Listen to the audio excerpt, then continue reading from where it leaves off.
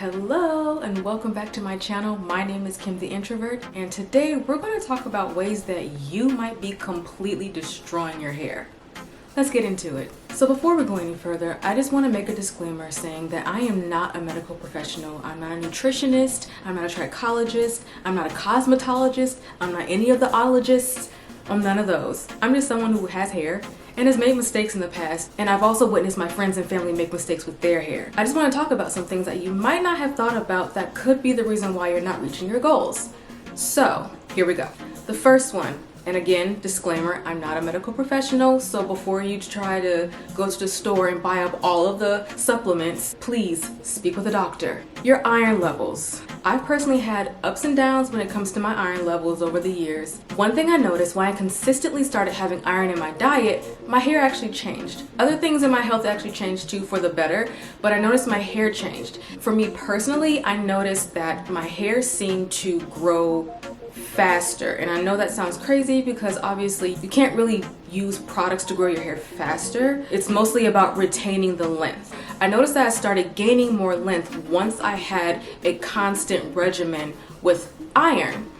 Now, at first I was taking iron in a supplement form, but then I noticed that something else that I was already incorporating in my diet had a good source of iron, which is fenugreek. So if you take fenugreek already, because a lot of people in the natural hair community or a lot of people who are on a healthy hair journey are taking fenugreek. If you take fenugreek currently, it actually does have a source of iron in it. The way I incorporate fenugreek in my diet is I actually have a powder form that I put about a tablespoon in a cup of hot water, stir it up, add some lemon, and I drink it that way. So I drink it like a tea. There are other options for how you can ingest fenugreek because fenugreek is used in a lot of Indian dishes. It's also can be made in a capsule, so you can take it in a capsule form instead. There's also fenugreek teas, like a tea bag, that are sold in stores. There's various different ways that you can ingest fenugreek, but that's what I take as my iron supplement, and it's actually been very beneficial for me. Once I was taking fenugreek on the regular, I noticed that in a short amount of time the amount of hair that I grew increased compared to when I wasn't really being diligent about my iron levels. But again, as a reminder, if you're going to start adding things into your diet, please talk to a doctor, because if you're taking certain medications, or if you have allergies, or if you have a pre-existing health condition, you don't just want to start taking supplements before speaking to your medical professional. So the next thing I want to talk about is not having the correct styling tools. And that ranges from your combs all the way until your hair ties, to your flat irons, to your blow dryers, to your hair clips, bobby pins, all of that. It's very important that you have the correct styling tools for your hair. Everyone's hair is not the same. Everyone's hair is not the same length. Everyone's hair is not the same texture. Everyone can't use the same tools. So if your hairstyles aren't coming out the way you want them to, it may not so much be your skill level, but it could be the actual tools that you're using. If you feel like your hair is not growing the way you want it to, or it's too thin, if you're not reaching the goals that you want with your hair, whether that be thickness or length or hydration, it could actually be the tools that you're using. So you want to make sure that you have the correct combs, the correct brushes. You want to also make sure that you have good quality tools, because this is your hair. And yes, hair grows back. Not always, but hair does grow back. But if you're already on a journey and you're trying to reach your goals, you don't want to do anything that's going to cause any setbacks, even though it's pretty natural to have setbacks. But it's best that you put yourself on the right path. So if you have curly hair, maybe don't use a fine-tooth comb to comb through it. If you like to straighten your hair and you like to use a flat iron, make sure it's actually a good flat iron. If you have this old faithful flat iron that's been working forever, great, but it is also good to replace those tools every so often, just because over time the hot plates on the flat iron might not be evenly distributing the heat. So some parts might be too hot, some might be too cool, so then your hair is not coming out the way you want it to. So it is always best to make sure that your tools are the correct tools for whatever style you're trying to achieve, or whatever your hair goals are. Make sure that they're really good quality, because it'll make all the difference. So the next thing I want to talk about kind of piggybacks off of the tools for your hair, and that is having clean tools. So I make it a habit that every time I wash my hair, I always clean my combs, my brushes, my hair ties, my bonnet, my hair wrap, my hair clips, anything that was used in my hair prior to that particular wash day gets cleaned. You want to make sure that everything has a fresh start, from your scalp to your hair to your combs to your brushes to your hair ties to your bonnet to your hair scarf, your wrap, whatever. Everything needs to be cleaned. It doesn't make sense to clean your hair and then put an old greasy bonnet on top. What was the point? Especially if you're trying to do a silk press.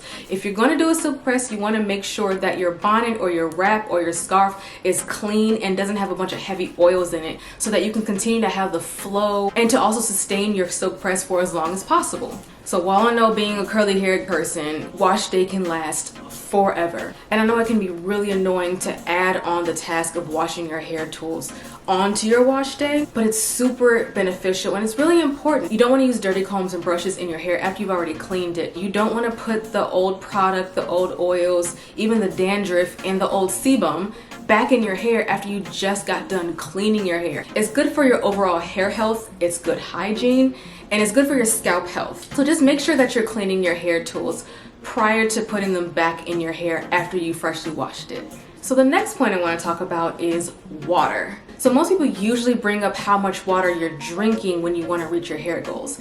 But I want to talk about the water that you put on your hair when you're trying to reach your hair goals. If you're living in an area that has hard water, well water, old pipes, things like that, or even has a lot of mineral deposits, you want to try and find a solution to kind of filter out you having to use that water on your hair and also your skin, because it can totally destroy your skin too. The water that you put on your hair has the potential to dry your hair out or deposit a lot of minerals in your hair and make it break off or make it super frizzy, even change the pH, which can make it difficult to style or even manage, and also make it really frustrating, especially when you are already familiar with your hair and then something just throws it off and you're just like, well, what just happened? Why is my hair acting so weird? Why is it so frizzy all of a sudden? Why can't my twist outs hold anymore? Why is my hair breaking off so much? Why is it so dry?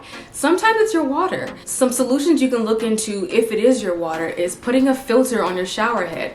It'll benefit both your skin and your hair. If you don't want to put a filter on your shower head, you can always just use bottled water. If you have a Brita filter, you can even potentially use that. It might be a little cumbersome because as you're rinsing out your hair, you'll have to refill the jug over and over again. But it's definitely better than having that hard water run over your hair and just destroy it. So if you've moved to a new region and you notice that your hair is all of a sudden acting crazy, look into the water. It could be your water. It could also be the new environment that you're in, because if you're living in a drier environment or if you're living in a more humid environment, that can also change it too. But don't rule out the water that you're using to wash your hair. And finally, not understanding your hair. So a lot of us went natural through the natural hair community via YouTube. And there's nothing wrong with that. But those YouTube videos and tutorials should more so be used as a kind of a rough guide as to what you can do with your hair, not necessarily what you should do with your hair.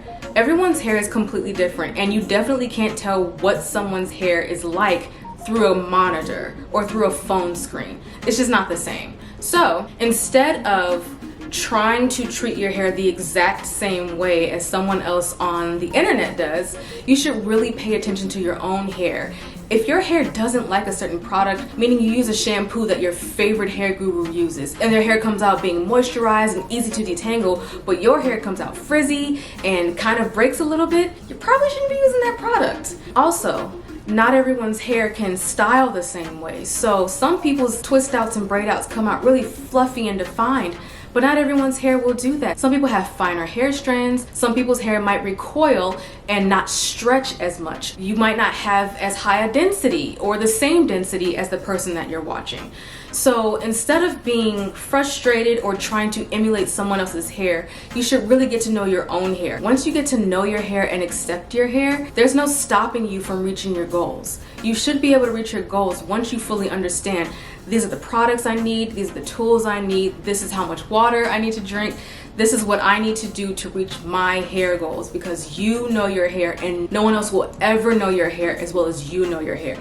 Even a cosmetologist or professional, they can of course get to know your hair and get really familiar with it, but you are with your hair 24/7, 365. You know your hair better than anybody else. So just remember that and have confidence in your knowledge of yourself and your hair and knowing what your hair needs, what it can and can't do, what the limitations are, and you will go very far. And let me know in the comments, is there anything that you think should have been added to this list? Is there something that you've experienced that totally destroyed your hair that isn't really talked about and we should be talking about it in the community?